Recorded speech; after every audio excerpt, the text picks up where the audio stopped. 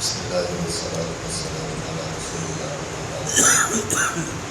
سفر پر ہے 164 آیت نمبر 83 اعوذ باللہ من الشیطان الرجیم بسم اللہ الرحمن الرحیم وَإِذَا جَاءَهُمْ أمر من الأمن أو الخوف أذاعوا به ولو ردوه إلى الرسول وإلى أولي الأمر منهم لعلمه الذين يستنبطونه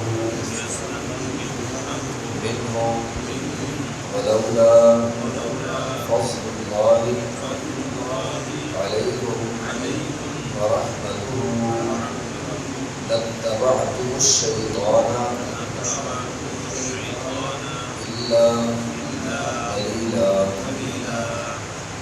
وإذا جاءهم اور جب آئی ان کے پاس امر کسی بھی معاملے میں سے کوئی خبر من الامر خواہ و امن کی ہو اول خواہ و خوف کی ہو اذاعوا به وہ فوراً اس کو مشغول کر دیتے ہیں ولو ردوه اگر اس خبر کو لے کر جائیں الى رسول کے پاس وإلى أولي الأمر یا ان لوگوں کی طرف جو معاملے کے ذمہ دار ہیں منہم ان میں سے لعلمہ الذین تاکہ جان لے وہ لوگ یستنبطونہ ہو کہ ان سے کیا استنباط کیا جاتا ہے ان کی حقیقت کیا ہے ولولا فضل اللہ اور اگر اللہ کا فضل نہ ہوتا علیکم تم پر ورحمتہ اور اس کی رحمت لاتبعتم الشیطان البتہ ضرور تم پیروی کرتے شیطان کی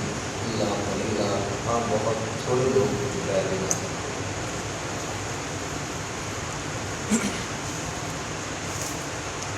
بات چونکہ پیچھے جہاد ہو رہی ہے تو مدینہ میں ایک وقت ایسا بھی آیا تھا حالات بہت خراب چل رہے تھے ان خراب حالات میں کیا ہوتا کہ جو منافقین تھے انہوں نے بہت پھیلاؤ پایا اگر مکہ میں مدینہ میں اگر کوئی خبر آتی مثال کے طور پر نبی علیہ السلام چھوٹے چھوٹے دستے لشکر روانہ کرتے رہتے تھے فلاں لشکر کو شکست ہو گئی اگر کوئی ایسی خبر آتی منافقین اس کو اٹھاتے فوراً اچھالتے لوگوں کے حوصلے توڑتے دیکھو جی فلاں لشکر بھیجا گیا تھا اس کو جو ہے وہ شکست ہو گئی اسی طرح اگر کوئی خبر آتی امن میں سے حالت امن میں فلاں لشکر کو فتح ہو گئی مال غنیمت آ رہا ہے لوگ اس کو موت اٹھاتے ہیں اب نبی علیہ السلام کے پاس کوئی خبر نہ آتی باہر بہت ساری خبریں چلتی ہوئی اللہ تعالیٰ نے مومنین کو یہاں نصیحت کی ہے اور منافقین کا کردار یہاں پہ واضح کیا ہے کہ منافق بندہ نہیں چاہتا ان کی خبروں کی تصدیق ہو اللہ تعالیٰ نے فرمایا وَلَوْ رَدُّوهُ إِلَى الرَّسُولِ وَإِلَى أُولِي الْأَمْرِ مِنْهُمْ کہ اگر وہ خبر رسول اللہ صلی اللہ علیہ وسلم کے پاس لے کر آئے یا ان لوگوں کے پاس لے کر جائیں جو ذمہ دار ہیں وہ اس خبر میں سے استنباط کریں کیا وہ خبر سچی ہے یا نہیں سچی اصل بات یہ ہے کہ ہر سنائی بات وہ آگے پھیلانا جرم ہے حتیٰ کہ ایک حدیث میں یہاں تک بات موجود ہے ایک بندہ سنائی بات آگے پھیلا دیتا ہے اگرچہ وہ بات سچی ہو اگرچہ وہ بات سچی ہے لیکن اس نے تحقیق نہیں کی بغیر بس سنائی بات آگے پہنچا دی تو یہ بندہ اللہ کے کاغذوں میں جھوٹا لکھ دیا جاتا ہے آدمی کے جھوٹا ہونے کے لیے یہ بات کافی ہے کہ ہر سنائی بات آگے پہنچا دی تحقیقی کو نہیں کرتا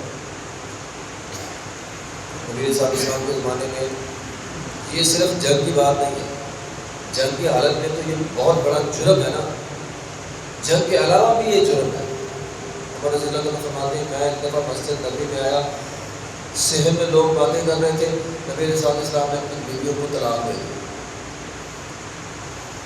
اگر ہم آئے مسجد میں لوگ باتیں کر رہے ہوں کسی بھی قسم کی تو ہم نے تو یقین کر لینا. میں نے مسجد میں لوگوں کو دیکھا تھا لوگ باتیں کر رہے تھے تو بات سچی ہوگی تو لوگ باتیں کر رہے ہیں. اب لوگ کون باتیں کر رہے ہیں؟ اصحاب باتیں کر رہے ہیں. معمولی لوگ بھی نہیں تھے, عام لوگ بھی نہیں تھے. نبی کے اصحاب باتیں کر رہے ہیں. نبی علیہ السلام نے اپنی بیویوں کو طلاق دی مگر حضرت عمر رضی اللہ عنہ نے یقین نہیں کیا. وہ کہتے ہیں میں نے یقین نہیں کیا, میں خود گیا نبی علیہ السلام کے پاس گیا, جا کر پوچھا, آپ نے فرمایا میں نے طلاق نہیں دی.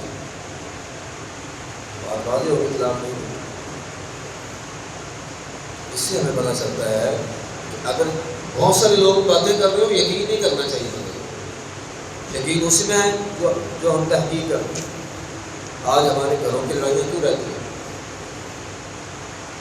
غلطی ہوتی ہے نہیں ہوتی بات مشہور ہو جاتی ہے, تحقیق کوئی کرتا ہے. اور پھر ہماری تحقیقیں کیسی ہوتی ہیں؟ جس نے پہلے خبر پہنچا دی ہم کہتے ہیں وہ سچا ہے, دوسرا بیچارہ اپنی صفائیاں دیتا رہ جائے ہم یقین نہیں کرتے. پھر آج کل اگر ہم اس کو سیاسی طور پر یا سوشل میڈیا کے حوالے سے لیں, ایک بندے نے خبر الزام لگا دیا کسی پر, ایک بندے نے دوسرے پر الزام لگا دیا. اب الزام لگانے والے کے فالوور بہت زیادہ ہے, ویوز بہت زیادہ ہے اس کے چینل پہ. اب وہ بات کروڑوں لوگوں میں لاکھوں لوگوں میں چلے گی. جس پر الزام لگا ہے اس کا سوشل میڈیا پہ نیٹ ورک نہیں ہے, اب اس کو بتائیں کہ میں سچا ہوں. الزام لگانے والے لگا دیتے. آج کل تو کسی پر بھی آپ الزام لگا دیں, اسے بدنام کرتے, وہ بیچارہ آپ صفائی دیتا پہلے, کوئی بھی یقین نہیں کرتا. تو پہلے خبر مشہور ہوگی سب کے دلوں میں وہی بیٹھی رہتی ہے, فلاں یہ تھا بس. وہ جتنی مرضی اپنی صفائیاں دے لے کوئی ماننے کی تیار نہیں. اسلام کہتا ہے یہ گھنونا جرم ہے.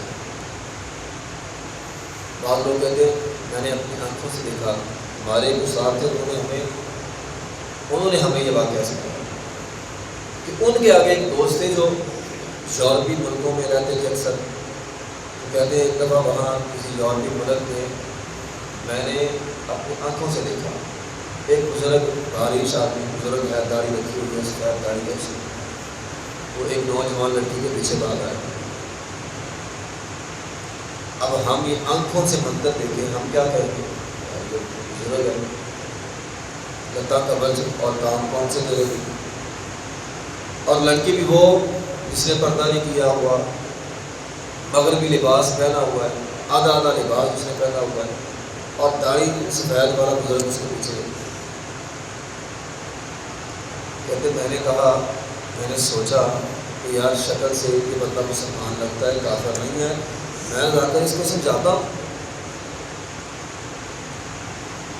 اگر ہم یہ منظر دیکھ لیں تحقیق نہ کریں, ہم نے تو یہ کہنا ہے مولوی صاحب فلاں کے پیچھے جا رہے تھے, فلاں بزرگ فلاں کے پیچھے جا رہا, تحقیق کوئی نہیں کرتا. میں نے اپنی آنکھوں سے دیکھا, کوئی جھوٹ کیسے ہو سکتا ہے؟ میں نے آنکھوں سے دیکھ, میں آنکھوں سے دیکھ کے آیا. اب وہ کہتے میں نے ایسا نہیں کیا, میں نے تحقیق کی, میں پیچھے گیا اس کو ملا کر, میں نے اس بزرگ کو میں اس بزرگ سے ملا, میں نے پوچھا بھی آپ کا کیا مسئلہ ہے؟ اتنی آپ کی عمر ہو گئی ہے, داڑھی سفید ہے, اور آپ ایک لڑکی کے پیچھے جا رہے ہیں. پھر اس نے وضاحت کی, اس نے کہا وہ لڑکی اصل میں میری بیٹی ہے, ہم مسلمان ہیں, میں اس کو سمجھا رہا ہوں یہ غلط راستہ چھوڑ دے, وہ میری بات نہیں مانتی. اب آنکھوں نے کیا دیکھا اور نکلا کیا؟ آنکھوں نے دیکھا ایک بزرگ ایک لڑکی کے پیچھے برائی کی نیت سے, حقیقت کیا ہے وہ اس کی بیٹی ہے اور وہ اس کی اصلاح کرنا چاہتا ہے. جب تک بندہ تحقیق نہ کر لے بات واضح نہیں ہوتی.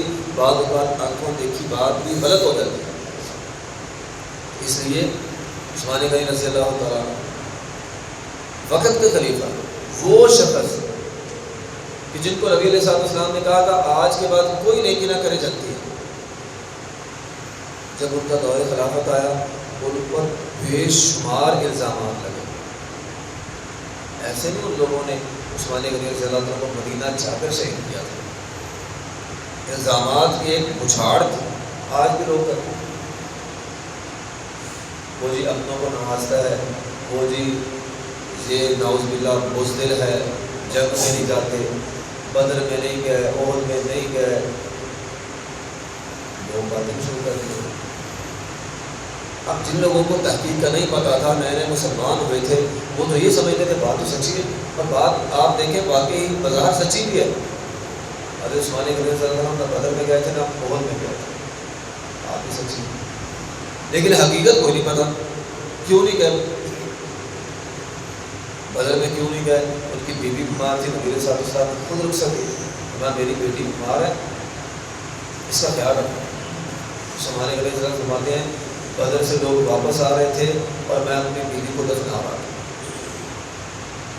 نبی صلی اللہ علیہ وسلم واپس آئے اور میں نبی کی بیٹی کو دفنا کے فارغ ہوا تھا۔ اب اگلی بات کسی کو نہیں پتا، کوئی جنگ پہ نہیں گئے تھے، جنگ پہ احد کے موقع پہ بہت سارے صحابہ کرام جنگ پہ نہیں گئے تھے، اللہ تعالیٰ نے ان کو معاف کر دیا۔ اب ایک بندے کو اللہ معاف کر رہا ہے، ہم کہہ نہیں ہم نے معاف نہیں کر،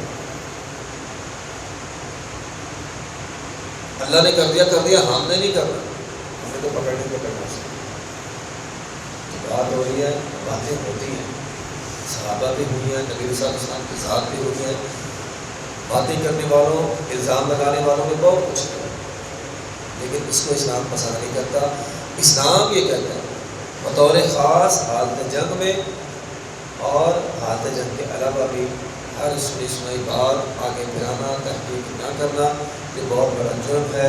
گھروں میں جھگڑے ہوتے ہیں، معاشرہ سے تباہ و برباد ہو جاتا ہے۔ اس لیے محترم بھائیوں، ہم کو نبی صلی اللہ علیہ وسلم کو خواب آیا تھا، آپ نے دیکھا وہ بادشاہیں چلی جا رہی ہیں، اسے یہ کن کی بادشاہیں چلی جا رہی ہیں؟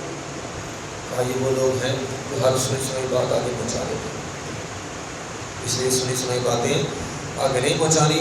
وَلَوْلَا فَضْلُ اللَّهِ عَلَيْكُمْ وَرَحْمَتُهُ، اگر اللہ کا فضل اور اس کی رحمت نہ ہوتی لَاتَّبَعْتُمُ الشَّيْطَانَ، تم شیطان کے پیچھے لگ جاتے۔ اللہ قلیلا مگر تھوڑے، تو شیطان وسوسے ڈال کر، باتیں ڈال کر بندے کو اپنے پیچھے لگا لیتا ہے۔